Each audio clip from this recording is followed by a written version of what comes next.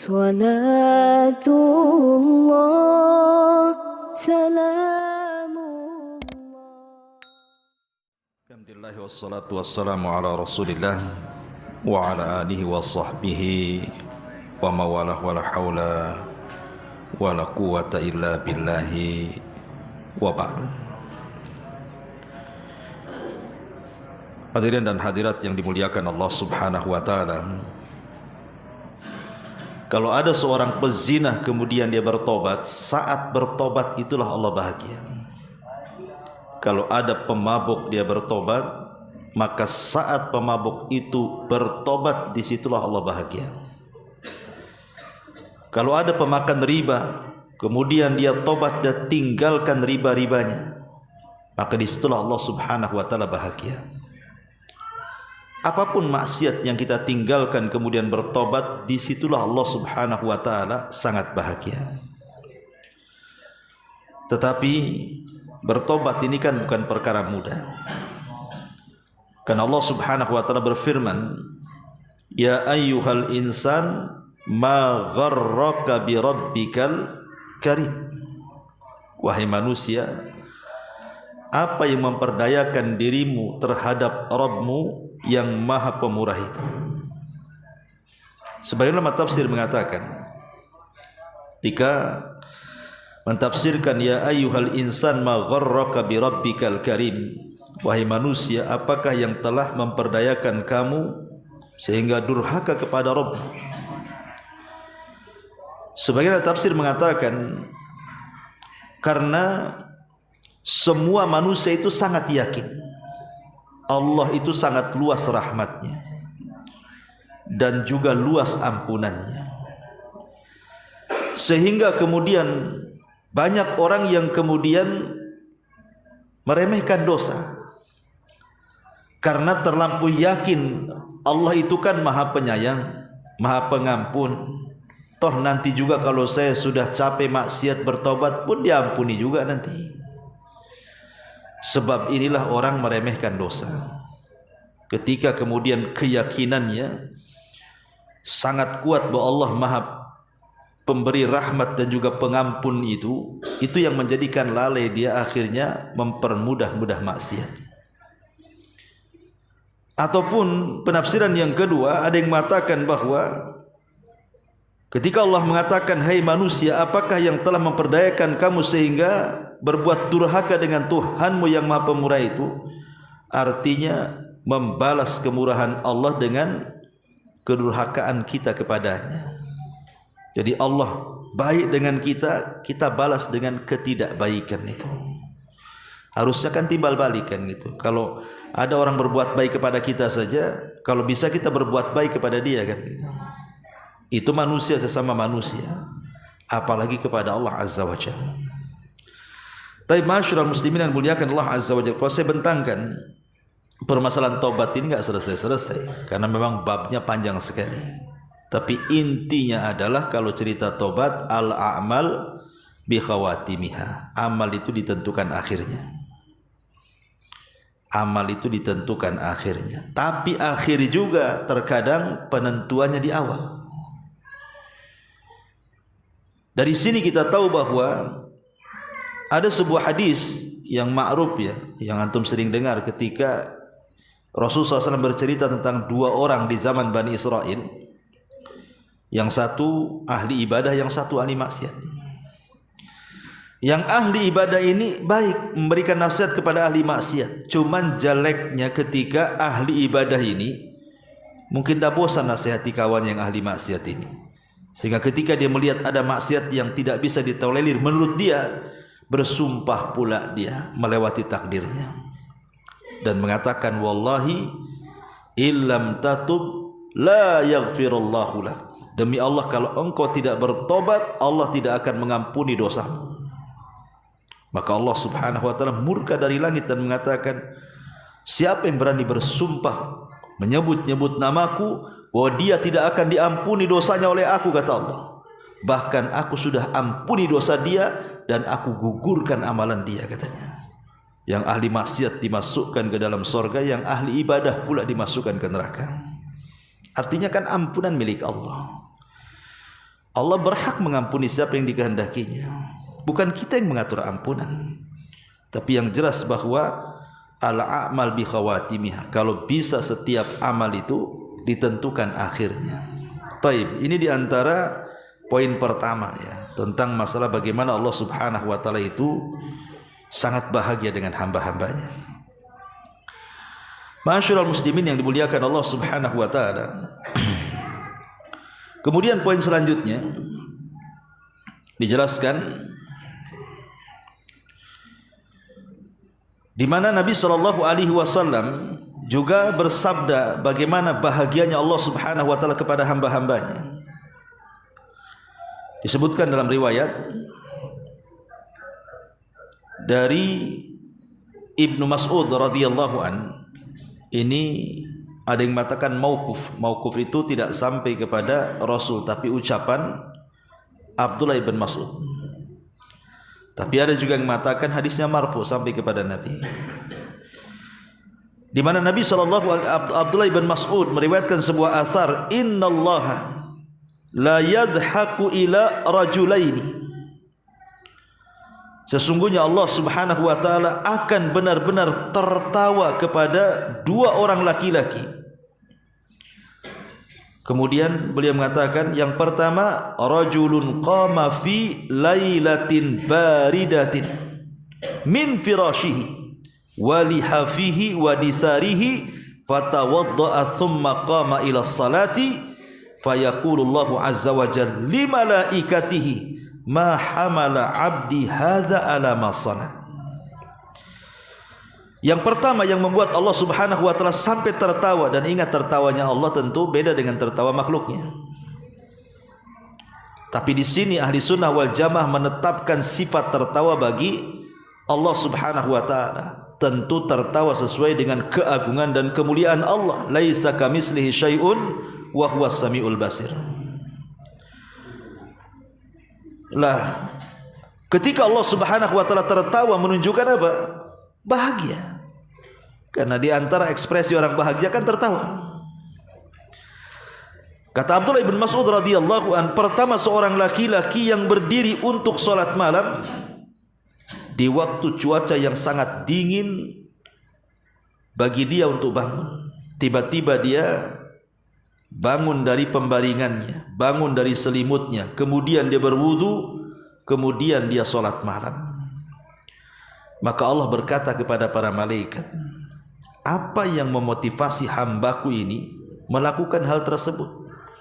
Dingin-dingin, harusnya tidur ngorok, malah bangun salat malam pula. Apa yang dikehendaki dia? Maka kemudian para malaikat mengatakan, Rabbana raja'a ma indaka. Sesungguhnya dia melakukan tidak lain dan bukan karena mengharap apa yang ada di sisimu. Maka Allah Subhanahu wa taala katakan, fa inni qad a'taituhu ma raja wa amantuhu mimma yakhaf. Sesungguhnya aku sudah berikan keinginannya dan aku jaminkan aman dari rasa takutnya. Berarti yang kedua, orang-orang yang membuat Allah bahagia adalah orang yang tegak di malam hari dalam rangka salat tahajud. Ini Allah sangat bahagia. Ini yang kedua. Kemudian juga yang ketiga, disebutkan dalam satu redaksi hadis dari Abi Darda radhiyallahu an dari Nabi SAW. Hadis ini dikeluarkan Imam Hakim dalam Mustadraknya, dan juga Imam Baihaqi dalam kitabnya Al-Asma wa Sifat, dan juga Al-Haytami dalam Al-Majma' Az-Zawaid. Kemudian juga Imam Tabrani mencantumkan dalam kitabnya Al-Kabir dengan rijaluhu thiqat, para perawinya semua terpercaya. Apa kata Rasulullah? Salasatun yuhibbuhumullahu wa yadhaq ilaihim wa yastabshiru bihim. 3 orang Allah sangat mencintai mereka, Allah tertawa karena mereka, dan Allah bahagia karena mereka. Siapa 3 orang ini? Kata Nabi SAW, alladhi idhan kashafat fi'atun qatala wara'aha binafsihi lillahi azza wa jal fa imma an yuqtal wa imma an yansurahu Allah taala wa yakfiyahu fayaqulu ungduru ila abdi hadza kaifa sabara li bi nafsihi. Yang pertama, seorang laki-laki ketika diutus dalam medan pertempuran, di hadapannya ada musuh besar, perang, dia tembus musuh itu dan dia berjihad, betul-betul berjihad. Boleh jadi dia bisa terbunuh mati syahid atau mungkin ditolong Allah Azza wa Jalla. Maka Allah Subhanahu wa taala berfirman kepada para malaikatnya, lihat orang itu, kok dia bisa sabar karena aku, katanya. Maka aku bahagia dan tertawa serta senang melihatnya, kata Allah. Kemudian juga yang kedua, walladzi lahu imra'atun hasanatun wa firashun layyinun hasanun fayaqumu minal laili fayaqulu yadharu syahwatahu wa yadhkuruni walau sya'a raqad. Yang kedua, antum punya istri cantik secantik-cantiknya, apalagi baru menikah. Tiba-tiba tengah malam antum tidak menemani istri antum di tempat tidurnya. Antum lebih memilih bangun, ambil wudu, kemudian tahajud. Padahal kalau dia mau, dia bisa bersenang-senang dengan istrinya, tapi dia gunakan malam itu untuk tahajud. Maka Allah Subhanahu wa taala katakan kepada para malaikat, coba lihat orang itu, katanya. Dia bisa meninggalkan syahwatnya. Kalau dia mau, dia bisa tidur, tapi dia malah berdiri tengah malam. Aku senang dengan dia, aku tertawa kepada dia, dan aku bahagia, katanya. Kemudian yang ketiga, dalam satu redaksi hadis ini, walladzi idza kana fi safarin wa kana ma'ahu rakbun fasaharu thumma haja'u faqama minas sahari fi dharra'i was-sarra. Seorang laki-laki yang melakukan perjalanan safar bersama teman-temannya. Mungkin safar dulu kan lain dengan safar sekarang, kan pakai kendaraan unta jauh gitu ya kalau safar itu kan. Apalagi safar haji umroh itu kan bisa berbulan-bulan, bertahun-tahun kalau zaman dulu tuh. Kata Nabi SAW, kemudian yang ketiga orang yang safar.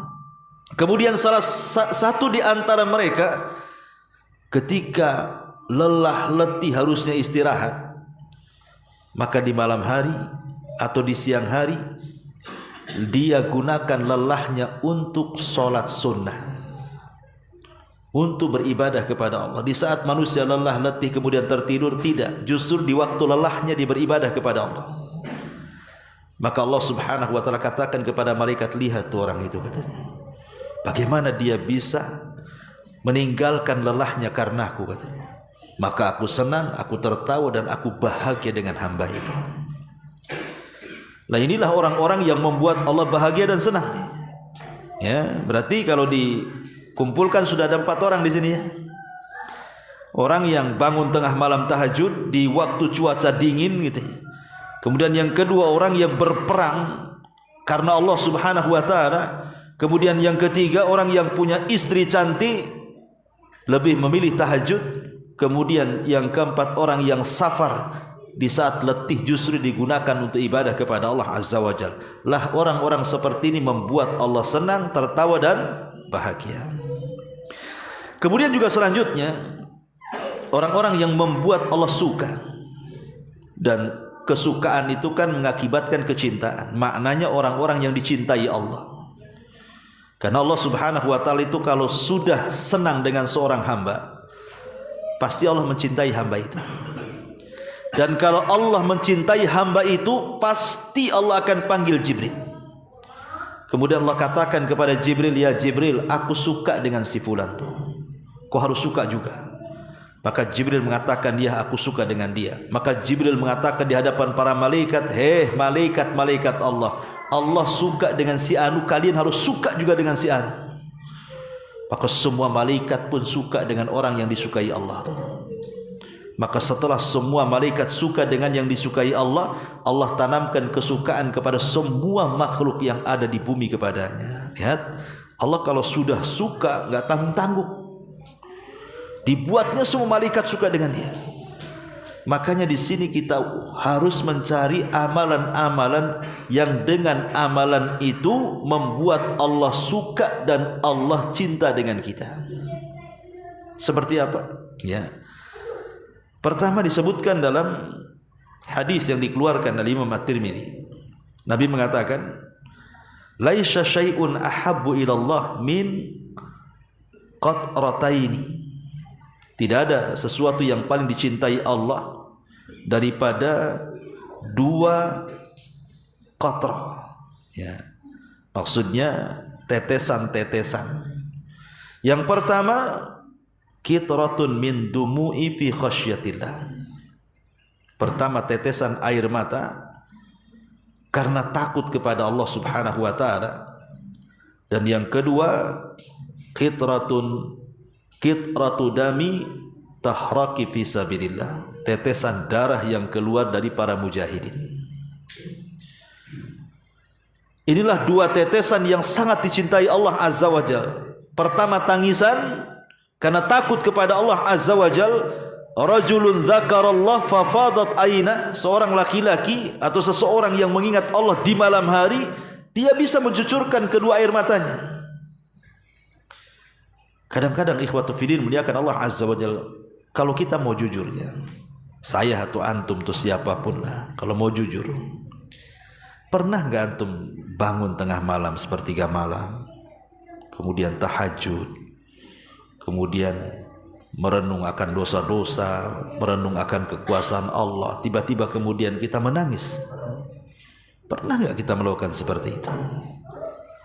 Rasanya mungkin jarang di antara kita yang bisa menangis seperti itu. Paling tinggi nangis itu kalau mikir utang. Nah mungkinlah itu nangis dia. Oh, aku bayar ini gimana cerita? Besok debt collector datang pula kan. Kadang-kadang kalau kita menyengajakan tengah malam tahajud kemudian ingat dosa nangis itu kadang nggak bisa. Mungkin karena sudah kerasnya hati kita. Padahal di antara 7 kelompok yang akan mendapatkan naungan di hari yang tidak ada naungan kecuali Allah, naungan arsy Allah, salah satunya adalah rajulun dzakarallaha fafadat aina. Seseorang yang mengingat Allah tiba-tiba bisa meneteskan air mata. Ya. Karena seorang laki-laki itu meneteskan air mata bukan perkara mudah, ya kan? Kalau perempuan ialah mudah kan. Tapi kalau laki-laki sulit. Ya. Apalagi kalau menetes air matanya itu karena lillahi ta'ala, karena Allah Azza wa Jalla, itu luar biasa. Ya. Jadi ini juga di antara hal-hal yang membuat Allah Subhanahu wa taala cinta. Kemudian juga Allah Subhanahu wa taala suka dan cinta kepada seorang hamba yang apabila mengamalkan sebuah amalan yutqinuhu, dia tekuni amalannya. Dia tekuni. Kata Nabi SAW, innallaha yuhibbu minal amil idza amila an yuhsina. Allah itu suka dengan seorang pekerja apabila bekerja sebuah amalan, maka dia memperbaiki amalan itu. Umpamanya dia membiasakan sedekah, atau membiasakan sholat, atau membiasakan baca Quran, dia istiqomah di situ. Nah Allah itu suka yang seperti itu, yang istiqomah. Tidak apa-apa, tidak banyak, tetapi istiqomah itu yang penting. Bahasa hadis itu khairul a'mal adwamuha wa in qalla. Sebaik-baik amal itu yang sederhana terus walaupun tak banyak, tapi ada keterusan di situ. Daripada antum memborong amalan kemudian lelah, letih, capek, 1 bulan antum rajin, 2 bulan prei antum, karena semua diborong masalahnya. Tidak bisa orang memborong amal itu, apalagi ini masalah-masalah sunnah kan. Maka pilihlah amalan-amalan yang sesuai dengan bidang kita. Bidang antum itu apa? Karena kan ada orang yang bisa puasa tak bisa pula dia sedekah, ada orang bisa bersedekah tak bisa pula dia tahajud, ada dia bisa tahajud giliran puasa laparan tak bisa dia. Kan orang kan ada bidangnya masing-masing. Di bidangnya itulah tekuni. Allah suka kalau menekuni seperti itu. Kemudian juga hal-hal yang Allah suka nih adalah ar-radi bil bala. Ketika Allah Subhanahu wa taala berikan ujian, dia bisa redha. Dan redha di atas bala ujian itu bukan perkara mudah. Makanya kenapa balasannya juga Allah menanamkan kecintaan kepada hamba tersebut. Karena apabila Allah Subhanahu wa taala hendak mencintai seorang hamba, maka pasti Allah akan uji kecintaannya. Innallaha idza ahabba 'abdan ibtalahu, kata Allah. Allah kalau mencintai seorang hamba sengaja Allah uji itu. Kemudian Allah katakan, Rasul katakan, faman radiya falahur ridha wa man sakhita falahu sukhtu. Siapa yang redha dengan ujian maka Allah akan senang dengan dia, tapi siapa yang murka dengan ujian Allah juga murka kepadanya. Maka orang-orang yang bisa sabar, orang-orang yang bisa redha dengan ujian itu, maka itu jalan menuju kesenangan Allah Azza wa Jalla kepada hambanya, kecintaan Allah kepada hambanya. Dan kalau kita ingin memudahkan ini ya, memudahkan supaya kita menghadapi ujian itu ringan, bagaimana caranya? Ya, maka lihatlah sirah para ulama salaf, ikhwan. Atau paling tinggilah sirah Nabi kita Muhammad sallallahu alaihi wasallam. Saya tanya kepada antum, apa yang tidak ada pada Nabi dari musibah yang Allah berikan kepada kita? Semua ada. Sebutkan musibah antum apa? Semua ada pada Nabi. Kalau ada orang menangis gara-gara anaknya meninggal, anak-anak Nabi meninggal lebih banyak daripada anak-anak kita lagi. Semua anak-anaknya meninggal, Nabi masih hidup, kecuali Fatimah saja. Kalau umpamanya kita menangis karena kemiskinan, Rasul jadi penggembala kambing, ikhwan. Alal qararit disebutkan itu. Hanya mengambil upah kecil dari orang-orang yang punya kambing. Miskin hidupnya. Apalagi kalau antum kita sedih umpamanya berdakwah, dijelek-jelekin orang, dihina orang, tidak sampai ke level Nabi yang dikatakan penyihir. Antum kalau dituduh dukun, marah nggak antum? Dukun, anak ini memberantas dukun kok dibilang dukun. Itulah Nabi. Nabi dibilang dukun. Kalau antum dituduh dukun pasti antum ngeles kan, enak aja, saya bukan dukun. Yang dukun tuh yang di sono tuh, yang di pojok tuh katanya. Gitu ya. Ya. Jadi Nabi lo dibilang dukun, dibilang tukang tenun, pemecah belah, macam-macam lah. Bukan itu diludahi ya pernah. Coba bayangkan, ditanam duri di tempat jalan dia ya pernah, dilempari batu ya pernah. Kalau antum di posisi Nabi ketika berdakwah seperti itu, 100% resign antum jadi pendakwah. Males jadi pendakwah ini katanya. Baru ke sana dilempar batu jeduk kena kepala. Udahlah, pindah tempat lain gitu lagi. Bagus jadi tukang cincau aja lah katanya.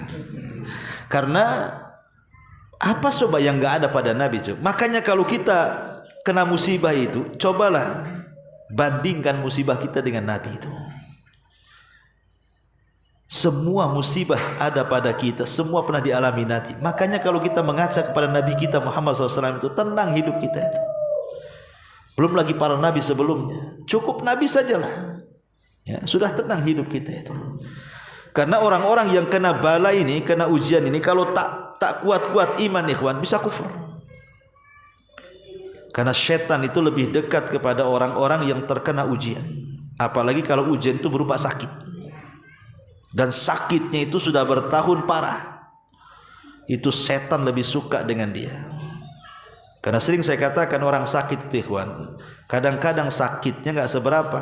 Yang lebih sakit daripada sakit yang dirasakan itu kalau sudah tidak ada orang di sekitarnya yang menjaganya. Itu sakitnya tuh di sini tuh. Lebih sakit lagi dia tuh. Sakitnya nggak seberapa, tapi lebih sakit lagi kalau tidak ada satu keluarga yang dekat dengan dia. Paling ujung-ujungnya ya istrinya atau suaminya atau anaknya.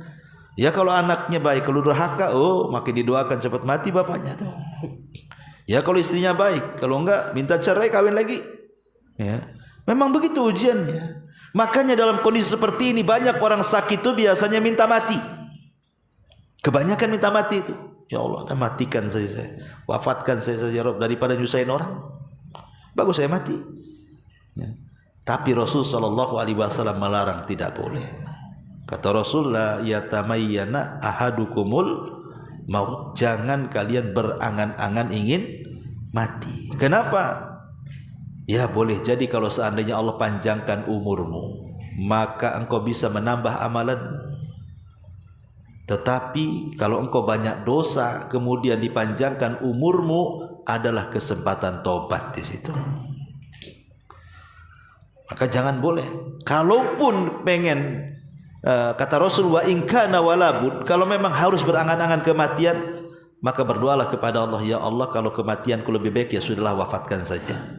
Tapi kalau kehidupanku lebih baik, cepat sembuhkan. Kalaupun harus gitu ya, seseorang itu berangan-angan kematian, maka berdoa seperti itu. Tapi intinya bahwa orang yang sabar ketika tertimpa bala ataupun ujian dari Allah Azza wa Jalla, maka tanda Allah suka dengan orang ini. Kemudian juga termasuk juga Allah itu suka dengan akhlak-akhlak yang lembut, arif. Allah Subhanahu wa taala, Rasul mengatakan, innallaha yuhibbur rifqa fil amri kullihi. Allah itu suka dengan akhlak kelembutan dalam segala masalah. Bukan hanya berdakwah saja, dalam segala masalah, baik urusan dunia atau urusan agama. Karena asal memang dakwah sendiri adalah kelembutan. Wa in kunta faddan ghalidhal qalbi lan faddu min haulik. Kalau engkau keras wahai Muhammad dalam berdakwah, hilang loh, bubar semua orang-orang yang kau dakwah itu. Bayangkan, saya contohkan satu saja.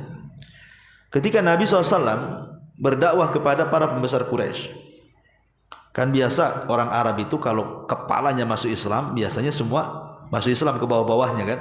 Contohnya umpamanya suku Aus. Ketika Sa'ad ibn Mu'ad masuk Islam, satu suku Aus masuk Islam gara-gara Sa'ad ibn Mu'ad tuh. Bahkan Sa'ad bin Mu'ad mengatakan, kalau kalian tidak masuk Islam, jangan satu atap, jangan satu kabilah dengan saya. Satu Aus masuk Islam.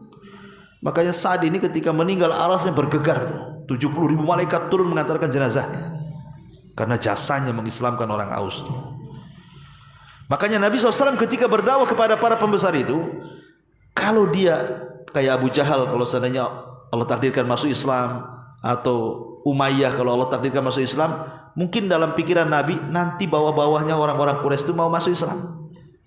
Ketika dia sedang asik, datanglah orang buta, Abdullah ibn Umi Maktum. Ini Abdullah ibn Maktum tuh jelas-jelas ingin masuk Islam loh. Dia nggak perlu didakwai lagi, memang ingin datang masuk Islam, nggak perlu diceramai lagi. Sementara di pembesar-pembesar Quraisy ini, dia diceramai dulu, belum tentu habis ceramah itu bisa terima atau bisa tidak kan gitu. Namanya belum tentu. Lah yang sudah tentu-tentu malah kemudian oleh Nabi SAW dibuat masam mukanya dan berpaling. Kayaknya nggak suka gitu. Saya kan lagi ada acara dengan para pembesar, janganlah ganggu, nanti aja nih, bahasanya seperti itu. Jadi agak masam lah muka Nabi itu. Kemudian berpaling, turunlah surah Abasa. Abasa wa tawalla anja'ahul a'ma. Rasul bermuka masam berpaling ketika datang orang buta. Lihat, Rasul itu tidak ngomong, hanya mukanya aja masam. Tapi ini sudah tidak lembut lagi kan. Ketika tidak lembut, Allah turunkan surah Abasa ya. Makanya kelembutan luar biasa. Makanya ketika kemudian Abdullah ibn Umi Maktum sudah masuk Islam, Rasul senang apabila Abdullah ibn Maktum datang ke rumah dia. Apa kata Rasul? Marhaban biman atabani Rabbi, kata. Selamat datang, gara-gara kamu aku ditegur Allah, katanya. Rasul itu, gara-gara kamu aku ditegur Allah, katanya. Selamat datang, katanya. Rasul senang dengan Abdullah ibn Maktum. Makanya kalau safar berjihad, yang memimpin kota Madinah itu diserahkan kepada Ibnu Maktum, karena dia buta masalahnya. Tapi luar biasa, akhir hidupnya pun dia jihad. Walaupun buta, dia mati di perang Qadisiyah bersama Umar. Dia pegang bendera, mati syahid ya, Abdullah ibn Umi Maktum. Tapi syahidnya di sini bahwa kelembutan itu penting, karena kelembutan itu akan menghiasi segalanya. Dan itu Allah suka dengan ar-rifqu. Kemudian juga Allah suka dengan yuhibbullahu ar-rajul as-samha. Allah itu suka dengan orang-orang yang memudahkan urusan. Memudahkan urusan seperti contoh namanya Nabi mengatakan, rahimallahu rajulan samhan idza ba'a wa samhan idza ishtara wa samhan idza qada wa samhan idza iqtada. Semoga Allah merahmati orang yang mudah saat menjadi penjual, mudah saat menjadi pembeli, mudah saat meminjam hutang, dan mudah saat memberi kembali hutang. Jadi Nabi SAW mencontohkan, ya, jangan kita ini mempersulit dalam jual beli, gitu maksudnya. Karena banyak orang yang mempersulit jual beli itu. Kalau laki-laki, bapak-bapak insya Allah nggak ada yang mempersulit jual beli kan. Modelnya datang ke pasar, nawar berapa, 5.000, kresekin. Itu kalau bapak-bapak tuh nggak ada pilih-pilih, ya, langsung masukkan ke karung bawa balik. Kalau mama mana mau kayak gitu, dicek satu-satu buahnya tuh. Ada sompel sedikit apa, ini keluarin. Nggak enak itu. Pokoknya mama kayak gitu. Makanya nggak ada bapak-bapak yang mau ngantar emak-emak ke pasar itu, paling sampai parkir aja, masuk sendiri. Capek kalau bawa ibu-ibu ke dalam pasar kan. Kadang-kadang yang ditulis tak dibeli, yang tak ditulis pula itu yang diborong. Ya. Makanya kenapa jangan mempersulit kalau jadi penjual, jangan mempersulit kalau jadi pembeli. Contohnya apa? Pamannya kita ke pasar beli kangkung 1 ikat, beli bayam 1 ikat, beli apa 1 ikat kan itu. Anggaplah semuanya di total 50.000. 50.000. Biar senang dengan penjualnya, kasihlah sedikit. Kasih 55. Yang 50.000 harga sayurannya, yang 5.000 sedekah sirnya. Itu namanya sedekatus sir. Dilebihkan.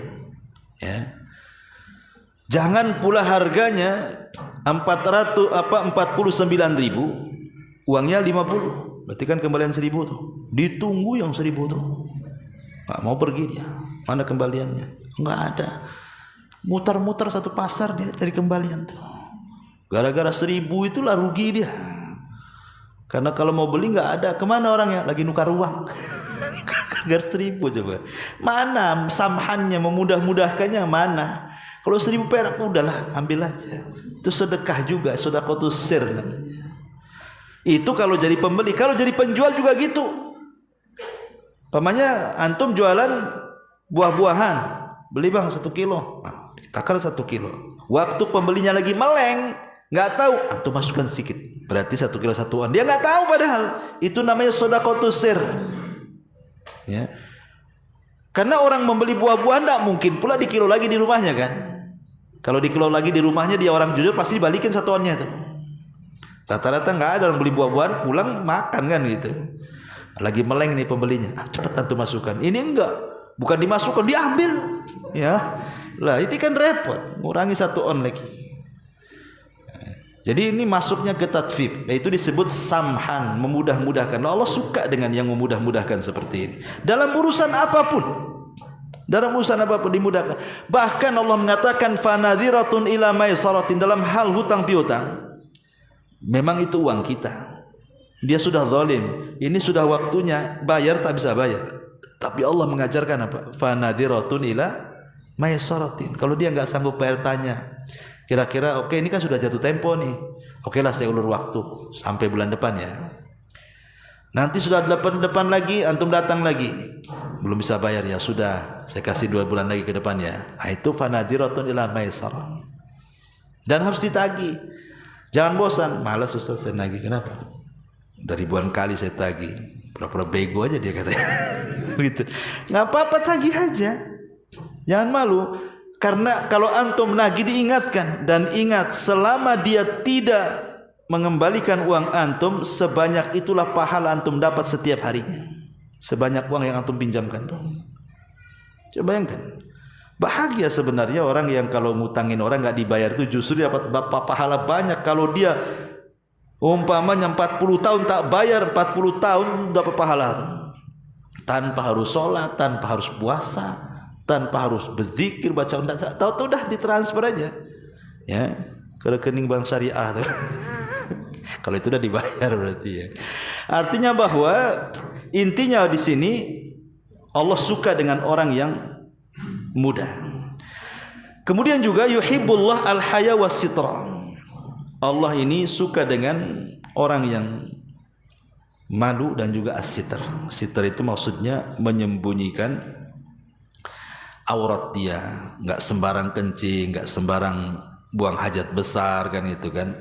Karena kalau di masyarakat itu kan banyak orang-orang kalau di Jawa ya, saya pernah jalan-jalan ke Jawa Timur, lihat supir-supir bus itu lo kencing itu nyelinap tuh. Busnya yang dikencingi, bannya itu. Saya bilang ngapain dia ngadap ke ban itu? Rupanya lagi kencing. Entah lagi dicuci mungkin bannya itu. Tapi yang jelas kok seperti itu kan apa namanya? Ya mungkin dulu ya, kalau sekarang kan bus-bus sudah ada kamar mandi kan. Ya, tapi banyak juga bus yang nggak ada kamar mandi kan. Karena saya lihat tuh tukang-tukang bus tuh kayak gitu tuh. Jeleknya kan. Padahal Islam itu tidak mempersulit loh. Kalau tidak ada air kan ada istijmar pakai batu. Kalau nggak ada air kan bawa batu lah kan itu. Kemudian ke tempat yang bisa lapang dia melakukannya dan orang tidak tahu. Ini di tengah jalan loh, di pinggir jalan orang lewat lalu lalang itu dia nengok kan. Lah ini Allah tidak suka yang seperti ini karena orang ini hilang rasa malunya. Hilang rasa malunya. Naudzubillah. Ya. Nah, orang-orang yang menjaga rasa malunya maka Allah sangat suka. Kemudian juga di antara hal-hal yang Allah Subhanahu wa taala sukai selain daripada itu adalah salat witir. Karena memang ada nasnya kan. Innallaha yuhibbul witra. Allah itu suka dengan orang yang melakukan salat witir. Dan salat witir itu seafdal-afdal salat malam. Ikhwan, salat witir itu seafdal-afdalnya salat malam setelah salat wajib. Dan salat witir itu bisa dilakukan 1 rakaat. Antum baca Fatihah, baca Qul selesai. Ya kan? Itu salat paling singkat, salat witir itu. Karena bisa dilakukan 1 rakaat. Ya. Cukup dengan Al-Fatihah, Inna a'tayna yang paling pendek selesai, antum langsung salam. Tapi walaupun itu sependek-pendeknya sholat, sebaik-baiknya sholat, jarang kita lakukan sholat witir itu. Padahal witir itu kan bisa dilakukan setelah isya. Kalau memang tidak bisa bangun sepertiga malam, selepas isya bisa dilakukan kan. Tapi lihat bagaimana Allah suka dengan orang yang melaksanakan witir itu. Padahal itu sholat paling ringkas, 1 rakaat pun bisa. Jangan seperti Utsman, antum tidak sanggup. Utsman bin Affan itu 30 juz 1 rakaat tuh. Allahu Akbar. Qul a'udzu birabbin nas, selesai. Antum ambil qul a'udzu birabbin nasnya aja. Al-Baqarah ditinggal. Utsman bin Affan dari Al-Baqarah sampai qul a'udzu birabbin itu terkenal. Dia menghatamkan Quran dalam 1 witir. Luar biasa. Ya, karena Allah suka dengan yang witir itu. Termasuk Allah itu suka dengan yuhibbut taqiyal ghaniyal khafi. Orang yang kaya, bertakwa tapi kalau sedekah sembunyi-sembunyi. Karena rata-rata biasanya orang kaya itu jalan bertakwa, apalagi jalan sedekah. Sedekahnya itu harus ada kamera di belakangnya. Ya. Antum lihatlah di YouTube tuh, kan ada namanya buat konten kadang-kadang kan ngeprank tukang cilok dikasih 10 juta. Nah, akhirnya kan jadi tahu kan karena kameranya ngikut dari belakang. Ya, coba jangan ada kamera. Bisa enggak dia ngasih tukang cilok 10 juta? Kayaknya berat kan gitu. Disitulah diuji keikhlasannya kan. Coba orang-orang yang suka buat konten-konten sedekah itu jangan disoting. Betul-betul sedekah seperti yang Anda soting itu. Saya enggak yakin itu mereka bisa lakukan. Karena memang intinya mereka ingin, oke lah kalau dia dilakukan orang kaya berarti ingin syuhrah kan. Ingin dikenal. Karena orang kaya enggak butuh harta.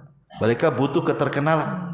Syuhrah, disebut syuhrah kan gitu, supaya orang tahu dia dermawan, ya, supaya orang tahu orang baik. Ya satu sisi memang edukasi bagus lah gitu ya, daripada mungkin acara-acara yang tidak baik. Ya, tapi satu sisi juga kita lihat bahwa ada hal-hal yang bisa menjurus kepada riya, hal-hal yang bisa menjurus kepada riya. Kadang-kadang yang lebih parah tuh kadang-kadang ngasihnya tak banyak. Nyotingnya pula 1 jam. Ngasihnya dikit tapi dipermalukan sama keluarganya. Sampai disoting ke rumahnya, ya Allah, kalau sampai begitu.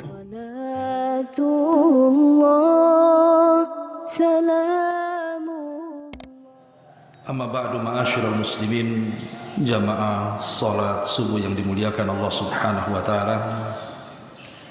Alhamdulillah di pagi hari ini kita bisa duduk kembali untuk bertalabul ilmi. Dan sebagai faedah di pagi hari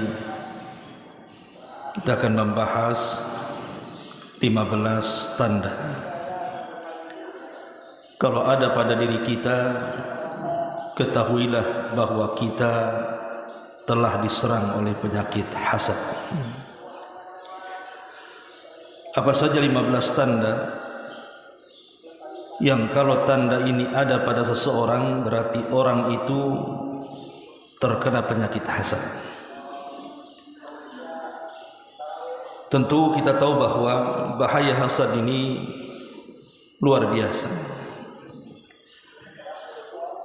Karena di antara dikutuknya iblis dan diturunkan dari surga ke bumi, salah satunya karena hasad.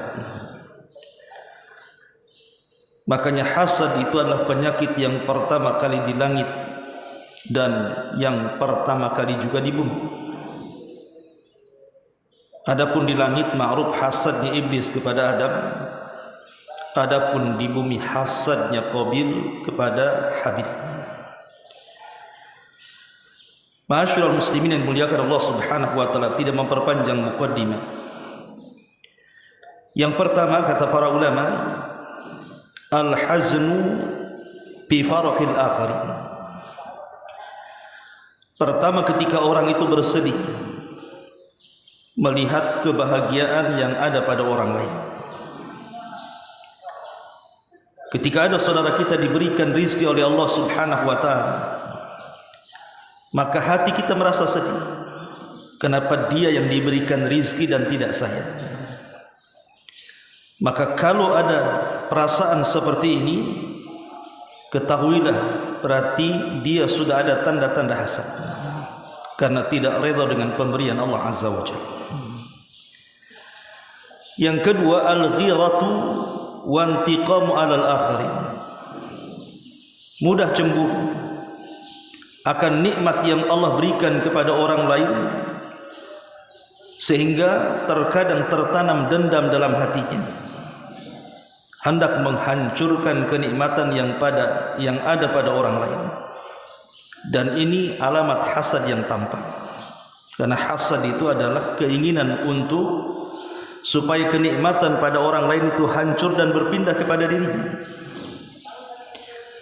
Kemudian yang ketiga, at-tafkir bisu' lil akharin. Cara berfikirnya jelek, cara berfikirnya buruk, sehingga apapun kenikmatan yang ada pada orang lain itu bagi dia salah. Maka ini juga tanda-tanda hasad. Kemudian yang keempat, dha'fu thiqati billah. Lemahnya keyakinan kepada Allah Subhanahu wa taala. Kalau kita sudah tidak yakin dengan Allah Subhanahu wa taala bahwa Allah membagi-bagi rizki itu sesuai dengan kehendak dan keadilannya, maka ketahuilah bahwa dalam hatinya ada hasad. Kemudian yang kelima, al-qalaqu bi nafsihi. Orang yang hasad itu tidak akan tenang. Kenapa? Karena orang hasad itu menyimpan api dan bara api dalam hatinya. Dia tidak suka dengan orang lain, makanya hidupnya tidak akan tenang. Kemudian yang keenam, asy'ur ala dha'fi nafsi amam al-akharin. Merasa rendah diri di hadapan orang lain. Maka ini juga salah satu tanda-tanda hasad yang disebutkan para ulama. Kemudian yang nomor 7, asy'uru bil farahi bi musabil akharin. Dia senang kalau seandainya saudaranya ditimpa musibah. Jadi kalau ditimpa musibah saudaranya, dia senang. Bukannya ikut bersedih dan juga merasa iba, tapi tidak. Dia senang kalau ada saudaranya terkena musibah. Kemudian yang nomor 8, khubsun nafsi. Buruknya jiwa sehingga muncul perasaan al-bukhlu wasyuh. Bakhil dan kikir. Orang hasad itu identik dengan bakhil. karena dia takut kenikmatannya hilang sehingga orang lain akan mengambilnya. Ini yang nomor 8. Yang nomor 9, intisyarul fitan wa tatabbu fi auratil akharin. Biasanya orang hasad itu suka menebar fitnah. Kalau ada orang yang tidak disukai dia, maka dia akan sebarkan fitnah kepada orang itu, bahkan akan mencari-cari aib dan aurat orang itu supaya buruk di mata manusia. Itulah orang hasad. Kemudian yang nomor 10, la yu'minu bi qadarillahi wa qada'i. Orang hasad itu hakikatnya tidak beriman dengan takdir Allah dan tidak beriman dengan keputusan Allah Subhanahu wa taala, sehingga orang hasad itu cenderung tasakhut. Hatinya tidak terima. Kenapa orang lain begini, kenapa saya tidak? Kenapa orang lain begitu, kenapa saya tidak? Maka ini ciri orang hasad. Kemudian yang nomor 11, la yubarak lil akharin fir rizqi. Kalau ada saudaranya mendapatkan rizki Allah Subhanahu wa taala, dia tidak mau mendoakan keberkahan. Harusnya kalau seandainya ada saudara kita yang mendapatkan rizki dari Allah Subhanahu wa taala, maka dia harusnya mengatakan alhamdulillah, Allah telah memberikan rizki kepada saudara kita, tapi ya Rabb, berikan rizki kepadaku yang jauh lebih baik dibandingkan dia. Harusnya seperti itu. Doakan keberkahan. Kemudian yang nomor 12, asyakwa wa la yashkuru ala nikmatillahi azza wa jalla. Orang hasad itu suka mengeluh biasanya, dan dia tidak pernah bersyukur akan nikmat Allah Subhanahu wa taala. Kemudian yang nomor 13, yamdahu nafsah ala nikmatillahi alaihi. Suka memuji-muji dirinya. Kalau ada kenikmatan, dia puji kenikmatan itu. Maksudnya bukan memuji tahadus bin nikmah, tidak, tapi dalam rangka ujub. Kemudian yang nomor 14, ad-du'a alal akharina bisu. Suka mendoakan keburukan kepada orang lain. Kalau ada orang lain pamannya usahanya lancar, dia pun berdoa, ya Allah hancurkan usahanya. Kalau ada orang lain diberikan ilmu, ya Allah bodohkan dia. Orang yang hasad itu doanya tidak ada yang baik, dia pasti berdoa buruk kepada orang lain. Ini yang nomor 14. Dan yang terakhir, talabur rizqil haram. Orang hasad itu biasanya dia tidak mempedulikan soal mencari rizki. Dia akan mencari rizki baik yang halal ataupun yang haram. Yang penting dia bisa mengungguli yang lainnya. Dan inilah 15 yang disebutkan para ulama tentang alamat hasad. Lalu bagaimana solusinya? Baik, kita akan bahas satu persatu. Saya hanya cerita secara global dulu. Yang pertama, di antara alamat hasad tadi, al-haznu bi farahil akharin. Dia merasa senang kalau merasa sedih kalau seandainya ada orang lain di atas kesenangan. Orang hasad kan begitu. Kalau ada tetangganya diberikan ilmu, diberikan harta, diberikan jabatan, maka sempit dadanya. Dia tidak yakin dengan pemberian Allah Subhanahu wa taala. Padahal Nabi SAW bersabda dalam sebuah hadis yang dikeluarkan Al-Imam Hakim dalam Mustadraknya. Nabi mengatakan, innallaha qasama bainakum akhlaqakum kama qasama bainakum arzaqakum.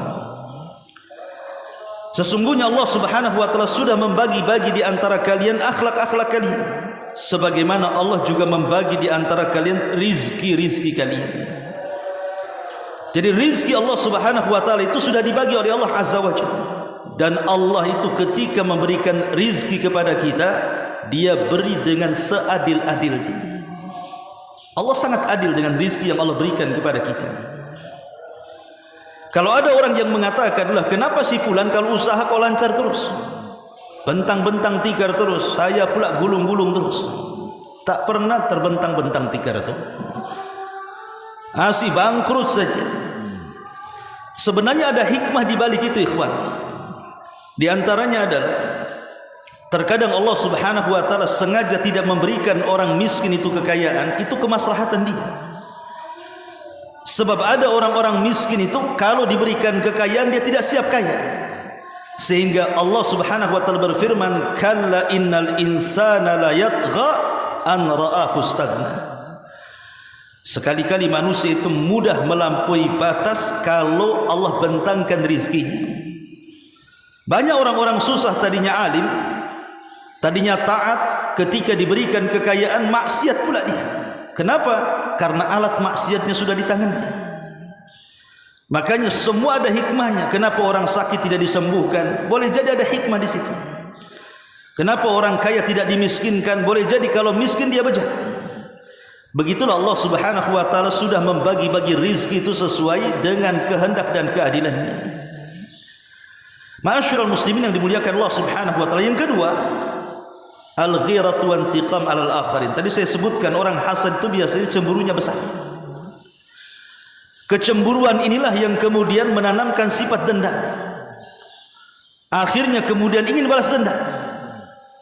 Betapa banyak kemudian orang-orang yang tersaingi usahanya, dia datang ke dukun, dia datang ke tukang sihir, minta disihir pula. Akhirnya kemudian menyakiti orang lain karena takut tersaingi kan. Itulah orang hasad. Makanya Allah Subhanahu wa taala mengatakan dalam surah Thaha ayat 131 itu, wala tamudanna ainaika ila ma matta'na bihi azwajan minhum zakhratal hayatid dunya linaftinahum fihi wa rizqu rabbika khairun wa abqa. Dan janganlah kalian tunjukkan kedua mata kalian kepada apa yang telah kami berikan kepada golongan-golongan dari mereka sebagai bunga kehidupan dunia untuk kami coba mereka dengan harta itu, dan karunia Allah bagi kalian jauh lebih baik dan lebih kekal. Di sini Allah Subhanahu wa taala melarang untuk melihat kenikmatan yang Allah berikan pada orang lain. Makanya ada kaidah yang sering saya ulang-ulang, jangan pernah melihat ke atas, lihatlah ke bawah. Sebab kalau kita terus melihat ke atas, melihat kesuksesan orang, melihat harta orang, melihat pekerjaan orang, lambat laun akhirnya kita pun tertanam hasad di situ. Tapi syukurilah apa yang Allah berikan kepada kita. Itu yang terbaik, itu yang disebut qanaah namanya. Redha dengan pemberian Allah Subhanahu wa taala. Kemudian yang ketiga, orang hasad itu cara berpikirnya jahat. Cara berpikirnya buruk sekali. Makanya kemudian orang hasad ini setiap hari berpikir bagaimana caranya kenikmatan orang lain itu hilang, kenikmatan orang lain itu hancur. Kalaupun tidak berpindah kepada dia tidak ada masalah. Yang penting kalau dia kaya, hancur kekayaan sama-sama miskin, gitu maksudnya. Lah ini kan cara berpikir seperti ini bagian daripada waswas syaitan. Makanya kenapa kemudian kita disuruh untuk banyak membaca suratul Falaq, supaya kita tidak terkena waswas syaitan. Qul a'udzu birabbil falaq min syarri ma khalaq wa min syarri ghasiqin idza waqab wa min syarri naffatsati fil 'uqad wa min syarri hasidin idza hasad. Kita berlindung kepada Allah dari keburukan orang yang hasad ketika memainkan hasad. Kenapa di sini apabila orang hasad ketika memainkan hasad? Karena kita ini punya hasad semua. Saya, Anda, tidak ada manusia yang tidak ada hasad dalam hatinya. Semua manusia itu punya hasad. Tapi hasadnya orang baik tidak memadaratkan. Yang jadi madarat itu adalah hasadnya orang jahat. Siapa yang tidak kepengen dunia, ikhwan? Kita semua punya keinginan pengen dunia. Ketika saudara kita punya mobil, kita juga pengen punya mobil. Itu hasad. Ketika ada saudara kita punya rumah, kita juga pengen punya rumah. Itu hasad. Tapi hasad seperti ini tidak membahayakan. Tetapi kalau sudah dia mainkan hasadnya, dia pandang kekayaan orang, kemudian dia berpikir dengan pikiran buruk, macam mana dia kemudian punya kekayaan, dari mana? Mulai dia terpikir tuh, jangan-jangan punya tuyul pula dia. Mulai dia terpikir macam-macam kan. Itu waswas dari syaitan ya. Maka perbanyaklah ta'awud kepada Allah Subhanahu wa taala min syarri hasidin idza hasad. Kemudian yang nomor 4, dha'fu thiqati billah. Orang yang hasad itu lemah kepercayaan dan keyakinannya kepada Allah.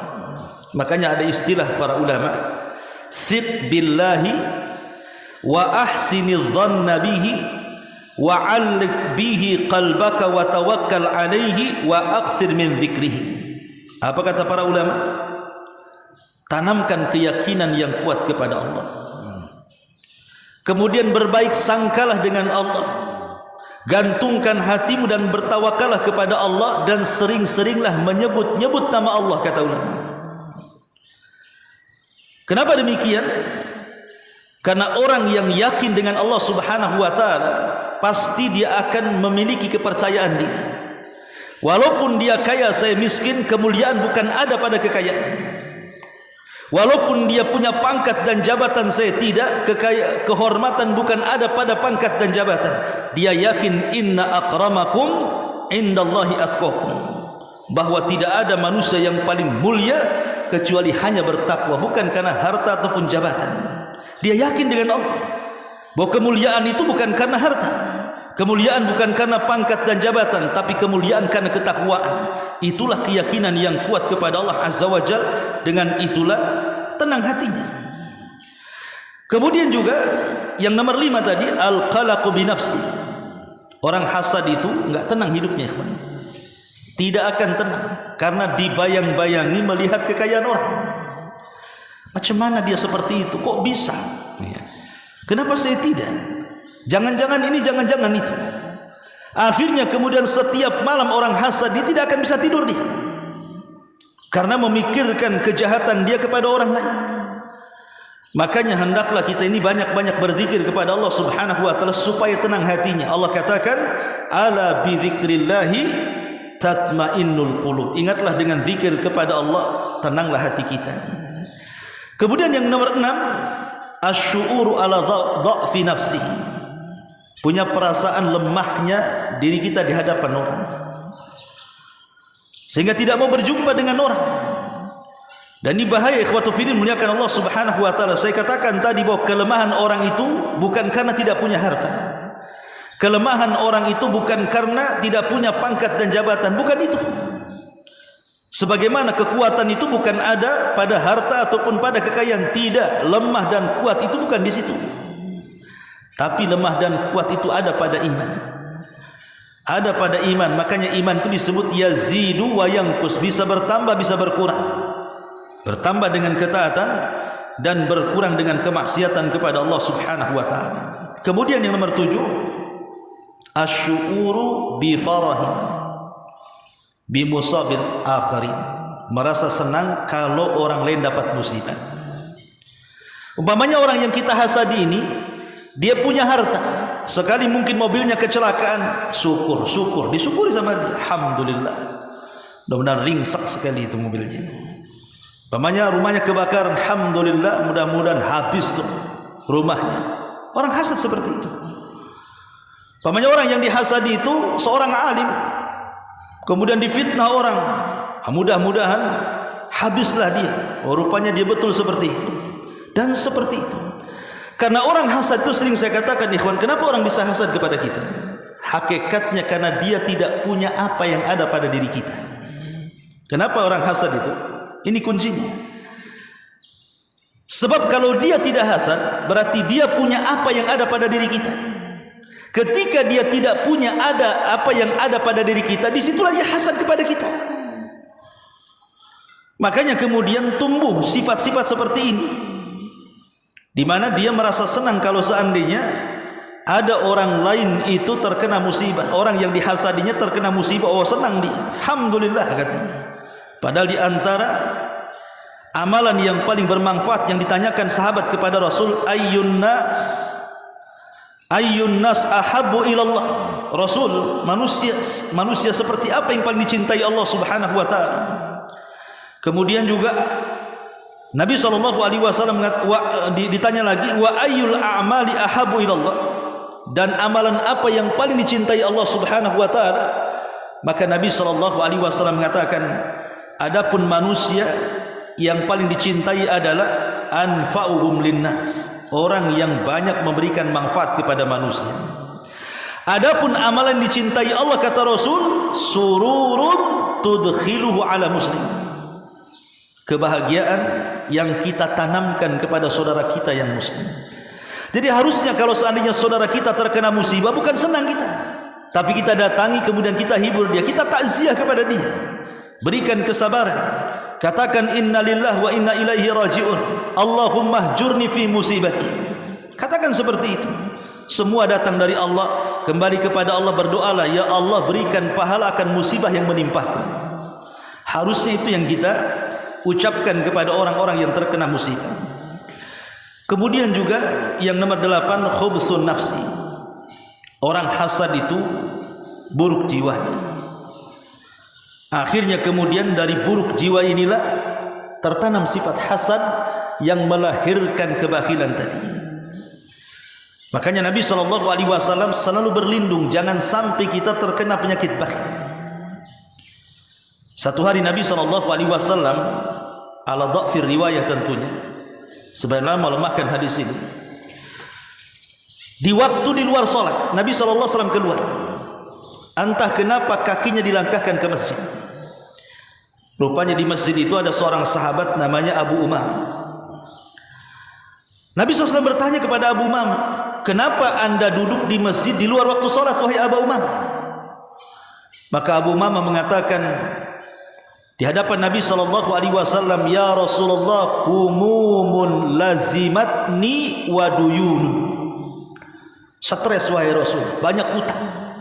Rupanya bukan kita aja yang banyak utang, sahabat pula ada juga yang banyak utangnya. Akhirnya kemudian kata Nabi SAW, maukah ku ajarkan kepadamu beberapa kalimat yang kalau engkau baca di pagi dan sore hari, adhaba ankal hazan wa qada anka dainak, Allah akan hilangkan kesedihanmu, stresmu, dan Allah akan lunasi hutang-hutang. Maka tentu Abu Umamah dengan cekatan mengatakan, tentu ya Rasul, ajarkanlah doa itu kepadaku. Maka Nabi SAW mengajarkan doa kepada Abu Umamah, doa yang luar biasa. Allahumma inni a'udzubika minal hammi wal hazan wal ajzi wal kasal wal bukhli wal jubni wa dhala'id daini wa ghalabatir rijal. Kata Nabi SAW, bacalah di pagi dan sore hari. Maka Abu Umamah bercerita, aku langgengkan doa ini setiap pagi dan juga setiap sore. Apa yang terjadi? Dia datang kepada Nabi SAW dan mengatakan, ya Rasulullah, wa qad dhahaba anni hammi wa qada anni daini. Dia mengatakan, Rasul, stresku sudah hilang, hutangku sudah terbayar. Lihat kandungan doanya. Di sini Nabi SAW mengatakan, ya Allah, aku berlindung kepadamu dari alham, kegundahan, wal hazdan, kesedihan. Gundah dengan sedih tentu berbeda. Artinya gundah ini perkara yang akan datang. Stres dia, cemana anak saya, cemana pekerjaan saya, cemana hidup saya. Itu stres mikirkan yang akan datang. Tapi kalau sedih ini memikirkan yang sudah berlalu. Pekerjaannya hancur, karirnya hancur, jabatannya hancur, sudah purnawirawan, dan macam-macam. Dia mikir yang lama-lama, sedih akhirnya. Kemudian yang kedua, wal ajzi wal kasal, lemah dan juga malas. Apa bedanya lemah dan malas? Kalau lemah itu, kita sakit, contoh umpamanya kita sakit, pengen ke masjid, tak bisa, itu namanya lemah karena sakit, ya kan? Tapi dia bisa ke masjid tapi tak ke masjid, itu namanya malas, ya. Lah kita berlindung dari dua-duanya, dari lemah dan juga malas, ya. Kemudian wal bukhli wal jubni, orang bakhil dan penakut. Orang bakhil dan penakut.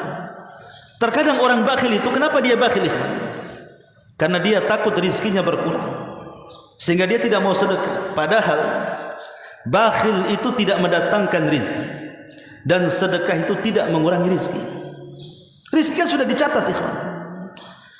Anda bakhil supaya kaya, tidak akan bertambah rizki. Rizki itu segitu-segitu saja. Mau bakhil pun segitu saja.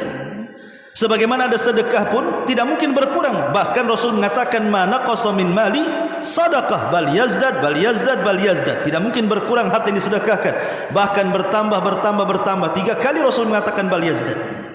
Dan kita harus yakin. Wal jubni, dan penakut. Orang penakut ini susah dia mau sukses. Dia sudah punya modal nih, sudah punya skill, tapi mikir nih, Usaha enggak? Usaha enggak? Enggak jadi usaha, penakut dia. Enggak akan sukses hidupnya. Ya.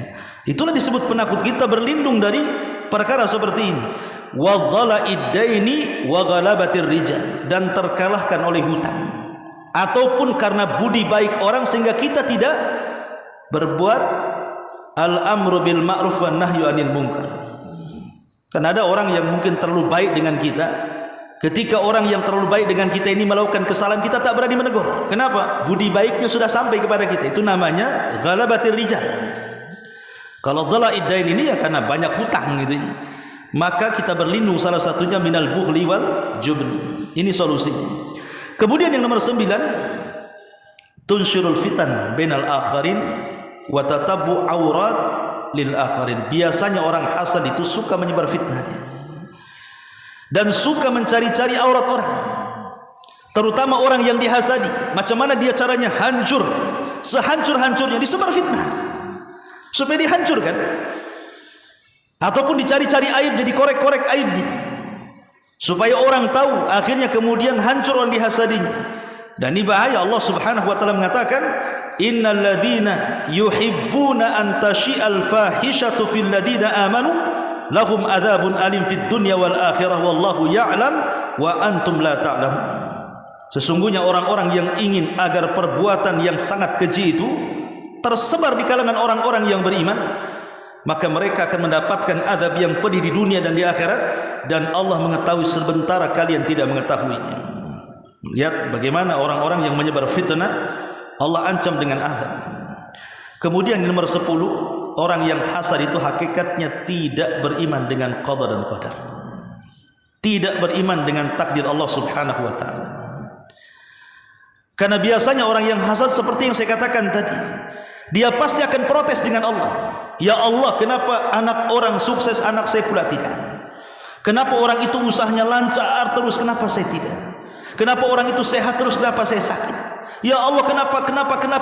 Asyik kenapa saja. Itulah orang hasad. Dia menolak takdir Allah Subhanahu wa taala. Dan ini bahaya menolak takdir Allah, karena di antara syarat keimanan adalah antu'mina bil qadari khairihi wa syarrihi.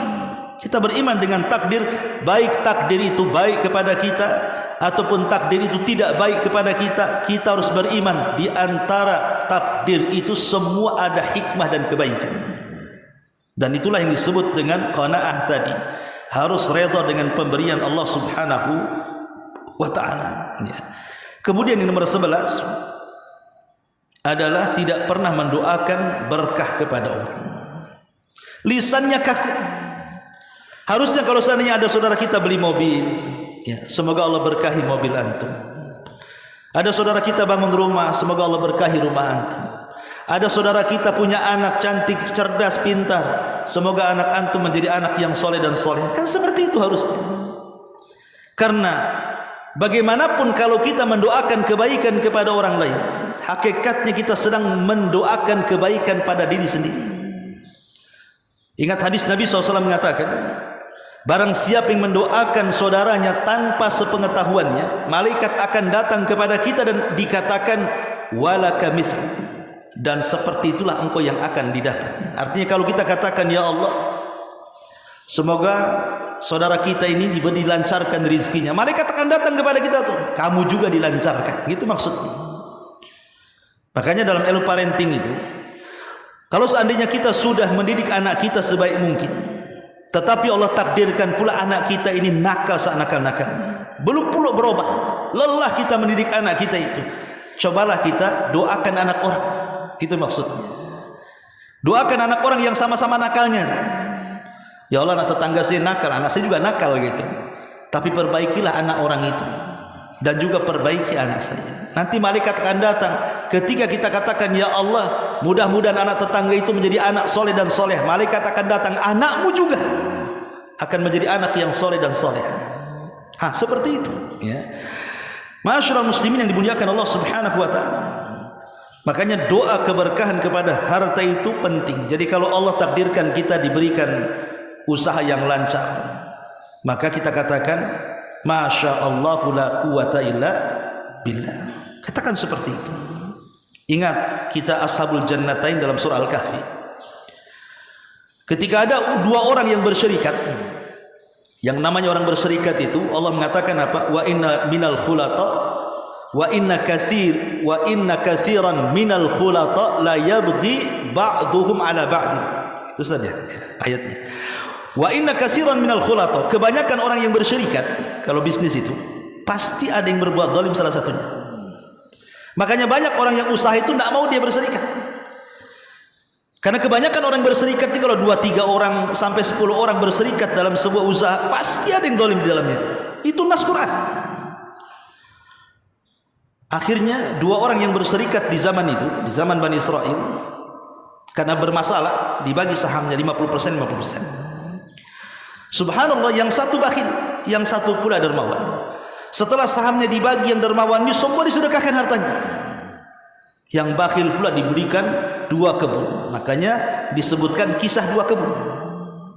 Kemudian dibelikan budak-budak supaya mengelola kebunnya. Dibelikan rumah, dia pun menikah dan begitu seterusnya. Allah takdirkan rezekinya lancar. Ini yang satu ini, yang ahli sedekah tadi karena habis uang yang disedekahkan, dia ingin mencari pekerjaan daripada kepada orang lain, tentu kepada kawan syarikatnya. Boleh jadi mungkin ada niat baik menerima sebagai pekerja karena niatnya hanya mencari makan saja. Tapi setelah ketemu, sombong pula nih kawannya dan mengejek, mana modalmu? Kenapa tidak seperti saya, katanya. Kenapa kau tidak seperti saya? Lihat tuh kebun saya, lihat pekerja saya, lihat harta saya. Sombong pula dia. Kemudian mencaci saudaranya. Akhirnya Allah Subhanahu wa taala turunkan azab setelah dia ingin memamerkan kekayaannya. Dia tidak mengatakan Masya Allah la quwata illa billah. Dia tidak mengucapkan kalimat itu. Itu kan kalimat keberkahan. Ketika sampai di kebunnya, datang halilintar kemudian membakar seluruh kebunnya sampai ke para-para, habis ludes. Makanya Allah Subhanahu wa taala gambarkan dalam Al-Quran kan kisah ini. Anda bisa lihat dalam surah Al-Kahfi. Ma'asyiral muslimin yang dimuliakan Allah Subhanahu wa taala, kembali yang nomor 12, bahwa orang yang punya hasad itu biasanya suka syakwa, banyak mengeluh dan tidak bersyukur akan nikmat Allah Subhanahu wa taala. Ya tadi mengatakan kenapa si anu begini, kenapa saya, mengeluh dia salahkan Allah Subhanahu wa taala, seolah-olah musibah yang Allah berikan kepada kita itu bukan sebuah nikmat tapi sebuah azab. Apapun musibah yang Allah berikan, baik musibah ringan berat, dia katakan Allah sedang mengadab saya. Ini kan bahaya. Pada terkadang musibah itu Allah Subhanahu wa taala berikan kepada kita karena kecintaan Allah kepada kita kan. Innallaha idza ahabba qauman ibtalahum. Allah itu kalau suka dengan seorang hamba, pasti Allah uji hamba itu. Kalau dia redha, Allah senang. Tapi kalau dia murka, Allah lebih murka lagi. Ma'asyiral muslimin yang dimuliakan Allah Subhanahu wa taala. Kemudian yang nomor 13, ciri orang hasad itu selalu memuji dirinya, memuji kekayaannya, bahwa dia lebih pintar, dia lebih kaya, dia lebih hebat, dia lebih cerdas. Atau dengan kata lain ananiyah namanya, akuisme. Nah ini bahaya orang yang hasad seperti ini. Kemudian yang nomor 14, selalu mendoakan doa buruk. Ini orang hasad, ciri orang hasad itu selalu mendoakan doa buruk kepada saudaranya. Kalau kita selalu mengatakan doa yang tidak baik, sudah hancur saja dia itu. Ngapain juga dia? Sudah binasakan saja dia ya Allah. Celakakan dia ya Allah. Bangkrutkan usahanya ya Allah. Semoga tidak dapat jabatan itu untuk dia ya Allah. Begitu terus dia mendoakan doa keburukan. Itu alamat hasad yang paling parah tuh. Sehingga yang terakhir, biasanya orang hasad, mereka akan berusaha menghalalkan segala cara, termasuk juga dalam mencari rizki. Inilah 15 alamat kalau ada pada diri kita, hati-hati, berarti kita ini punya hasad. Hasad ini ada 3 macam. Ada yang sifatnya ucapan, ada yang sifatnya perbuatan atau diam, tidak bicara, tidak berbuat. Contoh, ada hasad itu sifatnya kaul, ucapan, di mana ucapannya berkeinginan supaya kenikmatan orang lain itu hancur dan berpindah kepada dia. Dia ngomong seperti itu. Ini contoh yang pertama. Yang kedua, hasad perbuatan. Hasad perbuatan ini yang bahaya. Biasanya kalau tidak suka dengan orang, dia sewa orang, hancurkan orang itu, sewa preman, hancurkan orang itu, sewa tukang sihir orang itu. Bahaya nih kalau sudah seperti ini.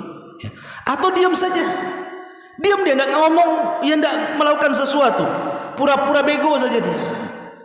Dia tidak memberitahu kepada orang lain supaya kalau tidak diberitahu dia tidak sukses. Pamannya orang cari pekerjaan, cari lowongan, dia padahal dia tahu ada lowongan kerja tuh, nggak mau dikasih orang tuh. Memang orang itu butuh sama orang, dan ini memang skillnya punya, diam dia, takut dia berhasil. Nah, ini kan hasad juga nih. Lah yang seperti ini bahaya, ikhwatu fiddin, muliakan Allah azza wajalla. Makanya ada istilah para ulama, ya, ada istilah para ulama, orang yang hasad itu ghammun la yanqati, musibatun la yujar alaiha, madhammatun la yuhmad alaiha, sakhatu rabbi azza wajalla yughlaqu anhu babut taufiq. Orang hasad itu selalu hidupnya bingung, tidak terputus. Musibah tidak dapat pahala, celaan tidak dapat pujian, dan dia mendapatkan kemurkaan Allah dan pintu taufik tertutup bagi dia.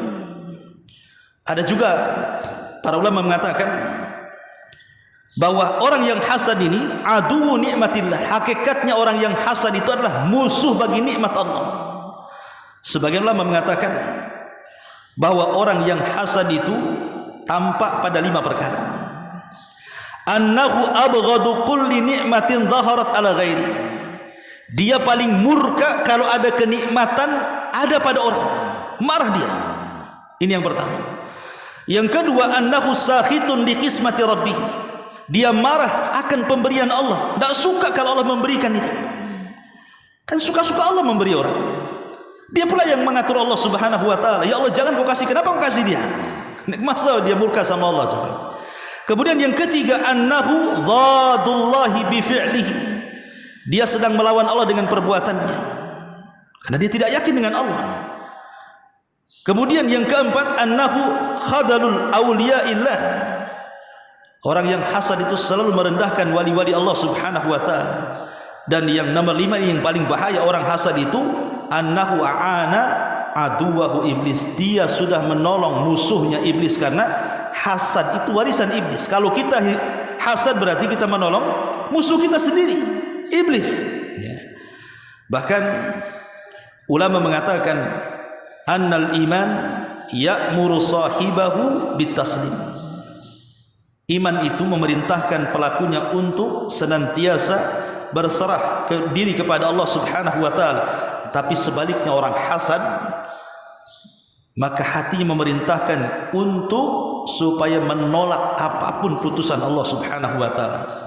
Luar biasa ya, orang hasad ini. Makanya ada 4 perkara yang harus kita lakukan. Pertama, jauhi orang yang hasad. Jauhi orang yang hasad. Masalahnya kita tidak tahu yang hasad itu mana. Antum nih rumah depan belakang yang hasad dengan kita itu kan tidak tahu yang mana satu.